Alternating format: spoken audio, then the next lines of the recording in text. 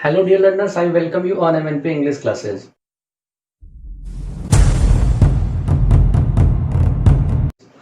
जी हाँ, आज फिर हम आए हैं दो क्वेश्चंस के साथ। इन दोनों क्वेश्चंस के ऊपर एज यूजुअल जैसा कि आप जानते हैं हम डिस्कशन को स्टार्ट करें। उसके पहले मैं चाहूंगा कि आप खुद इन दोनों क्वेश्चंस को एक बार अपने से अटेम्प्ट करें, उसके बाद हम डिस्कशन को स्टार्ट करेंगे। तो एक बार आप खुद से इन दोनों क्वेश्चंस को देखें।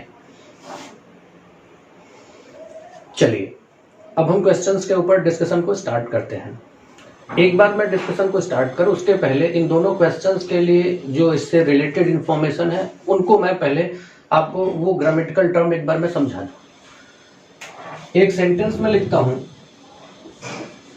ही हैज रिटन अ लेटर।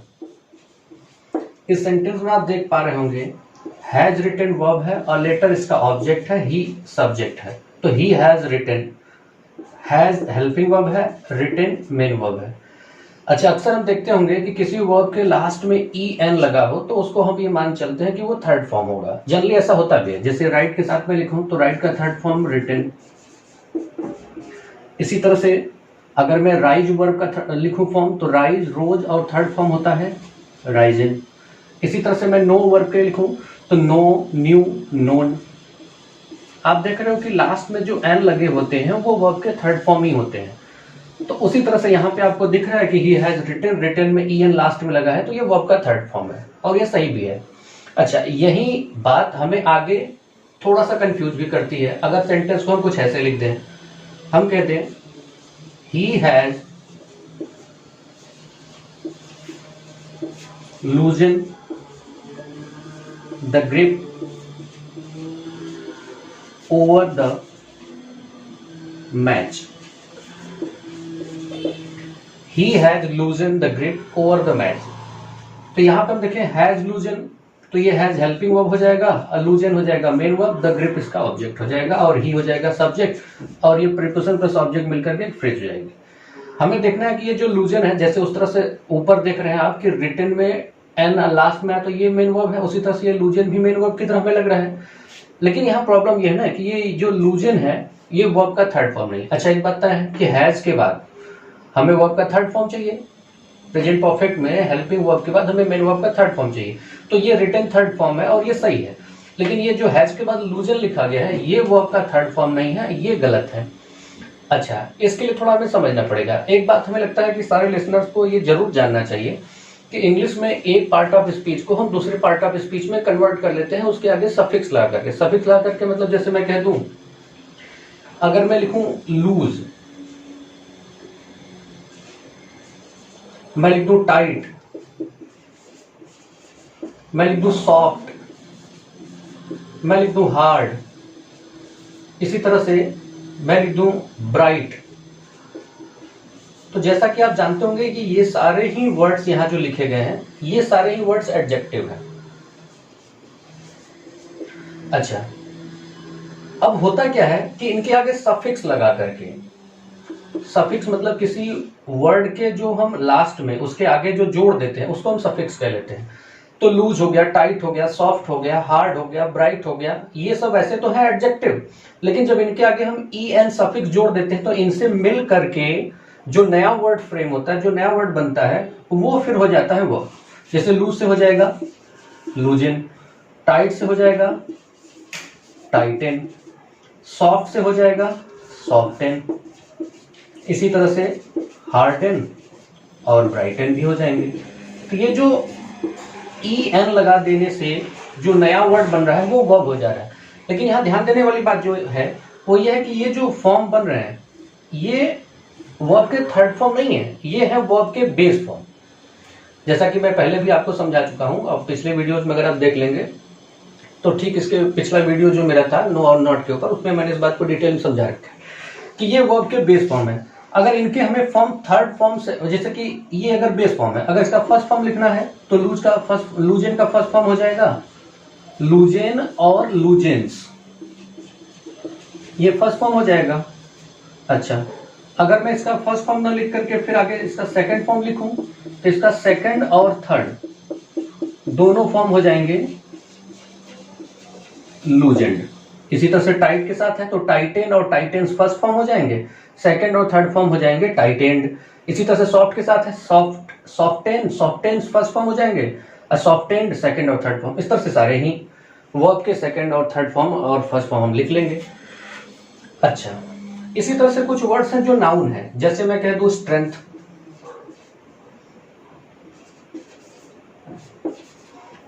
इसी तरह से मैं कह दूं लेंथ, लेंथ है, स्ट्रेंथ है, ये नाउन होते हैं। अच्छा, अगर ये नाउन है तो इनके आगे भी सेम इसी तरह से जब हम en ऐड कर देते हैं तो en के ऐड करने से जो वर्ड बनेगा वो बन जाएगा वर्ब का बेस फॉर्म। तो स्ट्रेंथ का हो जाएगा स्ट्रेंथन, लेंथ का हो जाएगा लेंथन, और इनके भी फर्स्ट सेकंड थर्ड फॉर्म इसी तरह से बना करके यूज कर लेते हैं। तो यहां पे आप देख रहे हैं ही हैज लूजन में ये जो लूजन है ये तो हमें देख रहे हैं ये वर्ब का बेस फॉर्म है, हमें जबकि चाहिए क्या थर्ड फॉर्म। तो थर्ड फॉर्म जो इससे बनता है वो लूजन नहीं होता है, वो होता है लूजेंड। तो इस तरह से इसको हम ठीक कर लेंगे। अच्छा, अगर ये बात यहाँ पे आप समझ पाए हैं तो आप क्वेश्चन नंबर 1 अगर आप देख रहे हैं तो ये आसान सा क्वेश्चन है। हैज ब्राइटन वर्ब है, माई फ्यूचर इसका ऑब्जेक्ट है और माई टीचर्स का सब्जेक्ट है। हैज हेल्पिंग वर्ब है और हैज के बाद जो हमें मेन वर्ब चाहिए वो तो थर्ड फॉर्म में चाहिए, लेकिन ये जो ब्राइटन लिखा गया ये तो बेस फॉर्म है, इसको थर्ड फॉर्म में चेंज करने के लिए हमें लिखना पड़ेगा ब्राइटेंड। अब ये सेंटेंस ठीक। अच्छा, अब हम आते हैं आगे।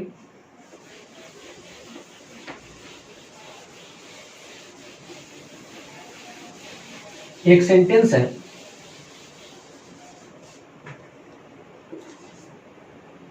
he sold his broken car। इस सेंटेंस में आप देख सकते हैं कि सोल्ड मेन वर्ब है, ही सब्जेक्ट है, ही सोल्ड उसने बेच दिया। व्हाट डिड ही सेल, क्या बेच दिया, तो आप देख रहे हैं हिज कार, तो कार इसके लिए ऑब्जेक्ट हो गया। ऑब्जेक्ट जो होते हैं वो नाउन होते हैं। Car, what kind of car, इस कार को डिस्क्राइब करने के लिए यहाँ पे हमने एक एडजेक्टिव लिखा है। अच्छा, एक बात और आप समझ लें कि वर्ब के थर्ड फॉर्म मेन वर्ब भी हो सकते हैं। वो मेन वर्ब तब होंगे जब वो हेल्पिंग वर्ब के बाद आए, जैसे यहाँ पे हैज हेल्पिंग वर्ब है, इसके बाद जो लिखा गया ये ब्राइटेंड है, ये मेन वर्ब का थर्ड फॉर्म है। लेकिन ये ब्रोकन तो मेन वर्ब नहीं हो सकता है। अगर ये मेन वर्ब होता है तो इसके पहले हेल्पिंग वर्ब लगा होता है, हेल्पिंग वर्ब नहीं लगा तो इसका मतलब फिर ये मेन वर्ब नहीं है। इसका मतलब ये है कि वर्ब का जो थर्ड फॉर्म है वो मेन वर्ब भी हो सकता है और वो एडजेक्टिव भी हो सकता है। जब ये एडजेक्टिव की तरह काम करेगा तो उसके ठीक जो साथ में नाउन होगा उसी नाउन को डिस्क्राइब करेगा। तो यहाँ पे जो ब्रोकन है इस कार को डिस्क्राइब कर रहा है। अच्छा, आप शायद जानते भी होंगे, बहुत बेसिक सी बात है कि वर्ब का थर्ड फॉर्म जब एडजेक्टिव की तरह यूज होता है तो जिस नाउन को डिस्क्राइब करता है उस नाउन के लिए वो डूअर नहीं रिसीवर था। रिसीवर का मतलब और डूअर का मतलब अगर मैं कहूं तो डूअर का मतलब जैसे मैं कह दूं I saw a flying bird, आप देख रहे हो सॉ मेन वर्ब है, ये फ्लाइंग बर्ड जो लिखा गया I saw, what did I see क्या दिखा अ बर्ड, बर्ड इसके लिए ऑब्जेक्ट है। व्हाट काइंड ऑफ बर्ड, इसी बर्ड को डिस्क्राइब करने के लिए हमने यहाँ फ्लाइंग लिखा है। तो आप देख रहे हो यहाँ पे इस नाउन को डिस्क्राइब करने के लिए यहाँ पे भी वर्ब लिखा गया है और इस नाउन को डिस्क्राइब करने के लिए यहाँ पे भी वर्ब लिखा गया है। लेकिन इस नाउन को डिस्क्राइब करने के लिए वर्ब का थर्ड फॉर्म लिखा गया है और इसको डिस्क्राइब करने के लिए वर्ब का आईएनजी फॉर्म। तो हम वर्ब का आईएनजी फॉर्म, हालांकि आईएनजी फॉर्म भी मेन वर्ब होते हैं, लेकिन अगर ये मेन वर्ब होता तो हेल्पिंग वर्ब के बाद लिखा होता। अगर इसके पहले हेल्पिंग वर्ब नहीं लगाया, अगर ये मेन वर्ब रहा होता तो इसके पहले बी के form is, am, are, was, were लिखे गए होते। अगर नहीं लिखा गया है तो इसका सीधा सा मतलब है कि फिर ये मेन वर्ब नहीं है। तो आईएनजी फॉर्म और थर्ड फॉर्म मेन वर्ब होते हैं। अगर वो मेन वर्ब नहीं होंगे तो एडजेक्टिव हो सकते हैं, एडजेक्टिव होंगे तो किसी नाउन को डिस्क्राइब करेंगे। यहाँ सबसे ज्यादा समझने वाली बात यह है कि आईएनजी फॉर्म हम तब लिखते हैं किसी नाउन को डिस्क्राइब करने के लिए जब वो नाउन उस वर्ब का डूअर हो। डूअर होने का मतलब है bird, what kind of bird, flying. तो ये बर्ड ही तो उड़ रही है, बर्ड ही डूअर है, इस एक्शन को बर्ड ही तो कर रही है। तो अगर बर्ड खुद इस एक्शन को कर रही है तो जिसको ये प्रेजेंट पार्ट, मतलब ये जो आईएनजी फॉर्म होता है एडजेक्टिव की तरह तब यूज होता है जब हम ये जिस नाउन को डिस्क्राइब करता है वो डूअर, डूअर मतलब वही उस काम को कर रहे हैं। तो बर्ड ही उड़ रही है तो आईएनजी फॉर्म। लेकिन कार तो तोड़ेगी नहीं, कार को तोड़ी गई होगी, तो इसका मतलब ये डूअर नहीं है, रिसीवर। रिसीवर का मतलब इसने नहीं किया बल्कि इसी के ऊपर वो काम किया गया, इसका मतलब ये रिसीवर है। तो हम एक बात और समझ पाए यहाँ से कि वर्ब का थर्ड फॉर्म हम एडजेक्टिव की तरह भी यूज कर लेते हैं। अच्छा, अब हम आते हैं ऊपर वाले क्वेश्चन में। हम देख रहे हैं प्रेस्क्राइब यहाँ मेन वर्ब है, डॉक्टर्स प्रेस्क्राइब, डॉक्टर प्रेस्क्राइब करते हैं तो डॉक्टर सब्जेक्ट हो गए। अच्छा, प्रेस्क्राइब करते हैं, क्या प्रेस्क्राइब करते हैं? मेडिसिन, मेडिसिन को प्रेस्क्राइब करते हैं। व्हाट काइंड ऑफ मेडिसिन, इसी को डिस्क्राइब करने के लिए हमने यहाँ पे एडजेक्टिव लिख दिया है स्वीटेन। अच्छा, एडजेक्टिव या तो आईएनजी फॉर्म में होता है या तो थर्ड फॉर्म होता है, ये तो वर्ब का बेस फॉर्म है, ये तो एडजेक्टिव की तरह यूज होते नहीं है। तो इनको हमें एडजेक्टिव बनाने के लिए या तो आईएनजी फॉर्म लिखना पड़ेगा या तो थर्ड फॉर्म। तो हम जान रहे हैं कि मेडिसिन तो स्वीट नहीं करेगा, मेडिसिन को स्वीट किया जाएगा, इसका मतलब ये डूअर नहीं है, ये नहीं स्वीट करेगा बल्कि इसको स्वीट किया जाएगा। तो ये डूअर नहीं रिसीवर है। तो अगर रिसीवर है तो इसके लिए जो हमें लिखना पड़ेगा एडजेक्टिव के लिए जो वर्ब का फॉर्म, वो थर्ड फॉर्म लिखना पड़ेगा। तो यहाँ स्वीटेन नहीं लिखना पड़ेगा, यहाँ लिखना पड़ेगा स्वीटेंड। अब ये जाके सेंटेंस सही हुआ।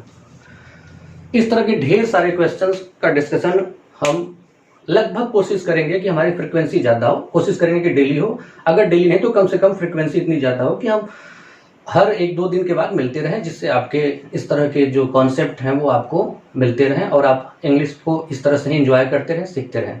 आई होप ये वीडियो आपको काफी हेल्प करेगी इस तरह के और क्वेश्चंस को डील करने में, समझने में। Thank you very